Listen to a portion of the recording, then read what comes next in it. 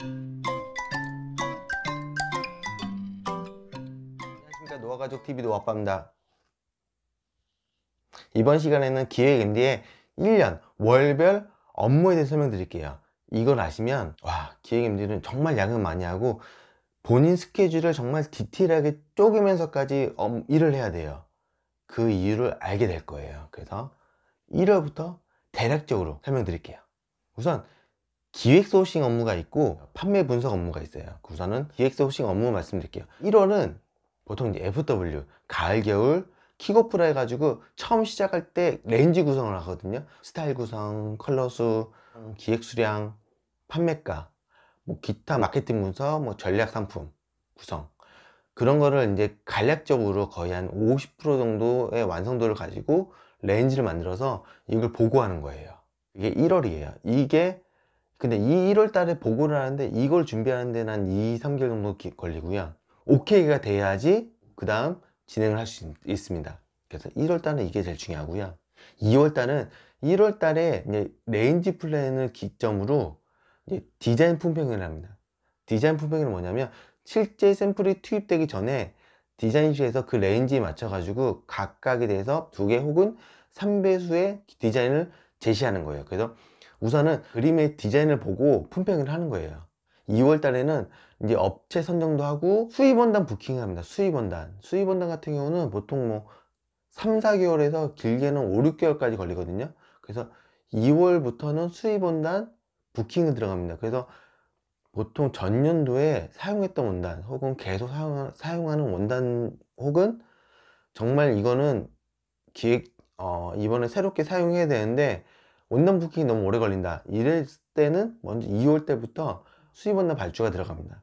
2월 3월 정도는 샘플 투입해서 계속 샘플을 만들어요. 2개월 정도는 샘플을 만들고 4월부터 6월까지 부서 사업부 품평을 합니다. 이제 샘플이 나왔으니까 레인지 구성대로 맞는지도 확인도 해야 되고 그 각각의 샘플에 대해서 원단은 어떤 걸 사용할 건지 가격 구성은 어떻게 할 건지 이 샘플이 그 레인지에 맞춰서 만약에 레인지에서 1000장을 만들 계획이었는데 정말 1000장을 판매할 수 있는 디자인이 나왔는지 먼저 품평 전에 각 담당 디자이너나 MD가 먼저 계속 회의도 하고 다시 샘플을 만들 것인지 아니면 둘이 분석도 하고 그리고 이제 품평을 하기 전에 이 상품의 전년도에 유사 상품도 계속 어떻게 팔았는지 리뷰를 하고 이제 품평을 하는 거예요. 4월, 6월 달은 이제 레인지 플랜도 이제 거의 90% 이상을 완성을 만들고요.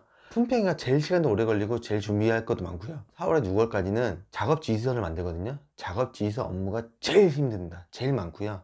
작업 지시서 만들 때 하나, 옷 하나하나 같이 QC도 보고 만들어야 될 부분이 있는데요. 이 작업 지시서가 제일 1년 업무 중에 제일 신경도 많이 쓰이고 일도 제일 많습니다. 그리고 6월부터 11월까지는 생산이 들어가는데요. 생산 들어가면 이제 견적 내고를 하거든요.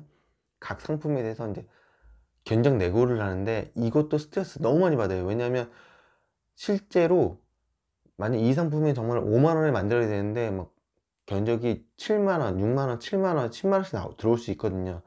여기에 대한 스트레스는 진짜 상상할 수 없습니다. 근데 견적 내고라는 게 바로 처음부터 되는 게 아니고요. 이렇게 샘플도 만들어지고 생산도 투입되는 단계에서 보통 견적 내고하는 경우가 많이 있습니다.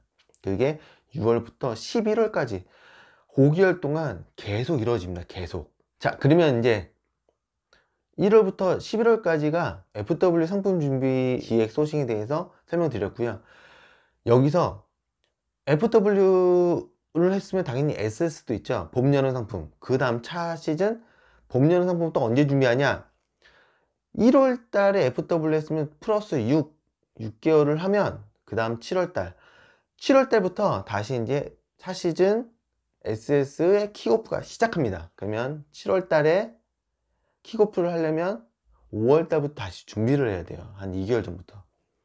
그러면 6월 달에 FW 작업 지시서를 한참 만들고 있을 때 7월 달 차 시즌 SS 킥오프랑 레인지 플랜을 또 준비를 해야 돼요. 그래서 6월 달에 완전 겹쳐요. 그러면 6월 달에 엄청 바쁩니다. 그리고 마찬가지로 7월부터 다시 8월, 9월, 10월 해서 11월, 12월 작업지 있었고 SS 또 준비 계속 합니다. 1월부터 6월까지는 FW, 그리고 7월부터 12월까지는 SS. 기획 업무는 이 상태에서 계속 흘러가는데요. 중간중간 이제 뭐냐, 이제 생산 투입이랑 견적 내고는 시즌이 겹칩니다. 업무가.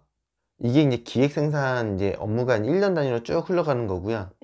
이것만 하면 좋죠. 이제 기획 MD가 정말 힘든 이유가 뭐냐면 판매 분석까지도 이제 시즌이 하는데 이 시즌이 1년 12달 계속 겹칩니다.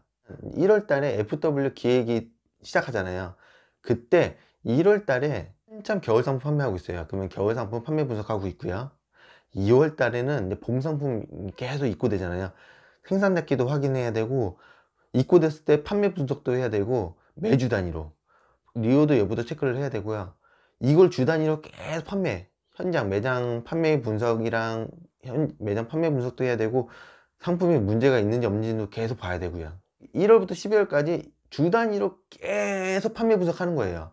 이 판매 분석을 해야지만 그 다음 차 시즌 킥오프, 레인지 플랜을 또 구성할 수 있어요. 왜냐하면 판매 분석 없이는 다음 차 시즌 킥오프라든가 레인지 플랜을 만들 수가 없거든요.